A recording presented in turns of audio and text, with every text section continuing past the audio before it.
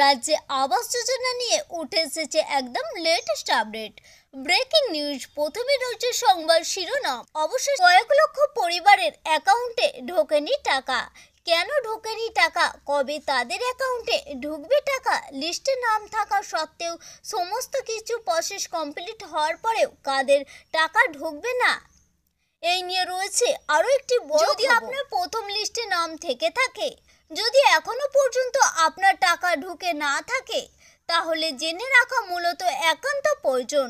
অন্যদিকে প্রথম কিস্তি যাদের 60,000 টাকা ঢুকেছে, দ্বিতীয় কিস্তির টাকা কবে ঢুকবে, আজ এবং আগামীকাল কাদের অ্যাকাউন্টে ঢুকতে চলেছে টাকা, যাদের অ্যাকাউন্টে টাকা ঢোকেনি তাদের কি করতে হবে, রয়েছে বিশেষ ঘোষণা। প্রশাসনিক বৈঠকে একাধিক বিষয়ে কথা বলেছেন মুখ্যমন্ত্রী মমতা বন্দ্যোপাধ্যায়।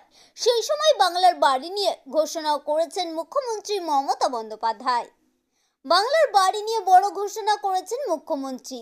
ইতিমধ্যে সরকারের পক্ষ থেকে 12 লক্ষ বাড়ির টাকা ছাড়া হয়েছে। এবার উপভোক্তারা দ্বিতীয় কিস্তির টাকা কবে পাবে তাও জানালেন মুখ্যমন্ত্রী মমতা বন্দ্যোপাধ্যায়। এদিন বৈঠকে মুখ্যমন্ত্রী বলেন, দেখুন তো কাজ শুরু হয়েছে নাকি, এই টাকাটা রাজ্য সরকার দিচ্ছে, এই টাকা যেন অন্য খাতে না যায়। মে মাসের মধ্যে টাকার দ্বিতীয় কিস্তি পাবেন উপভোক্তারা। মুখ্যমন্ত্রী আরও বলেন, আরও যে 16 লক্ষ বাড়ি আছে তাদের মে মাসের মধ্যে 60,000 টাকা দেব, এরপর ডিসেম্বরে 60,000 টাকা দেব, বাদ বাকিটা মার্চের মধ্যে দেওয়ার চেষ্টা করব। একই সঙ্গে বৈঠকে হুঁশিয়ারি দিয়ে তিনি বলেন, পিএইচই, পিডব্লিউডি, সেচ ও পঞ্চায়েতের যত কাজ হবে আমাদের শ্রমিক দিয়ে করাতে হবে। আমাদের 100 দিনের শ্রমিকদের দিয়ে করাতে হবে। জলস্বপ্ন প্রকল্প ডিসেম্বরে 2025-এর মধ্যে দিয়ে শেষ করতে হবে বলে আমি কোনো কথা শুনব না।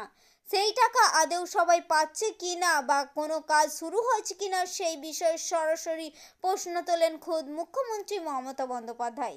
বৈঠকে তিনি প্রশাসনিক কর্তাদের মনে করিয়ে দিয়ে জানান, বাংলার বাড়ি নিয়ে যাতে কোনো রকম অভিযোগ না ওঠে তার জন্য ইতিমধ্যে সমীক্ষা শুরু হয়েছে। আমাদের উদ্দেশ্য ছিল কেবলমাত্র ছোট্ট ইনফরমেশনটি আপনাদের সামনে উপস্থাপন করা। যদি ভালো লেগে থাকে অবশ্যই লাইক করবেন, জনস্বার্থে প্রচুর পরিমাণে শেয়ার করবেন। Thank you friend, thank you for watching.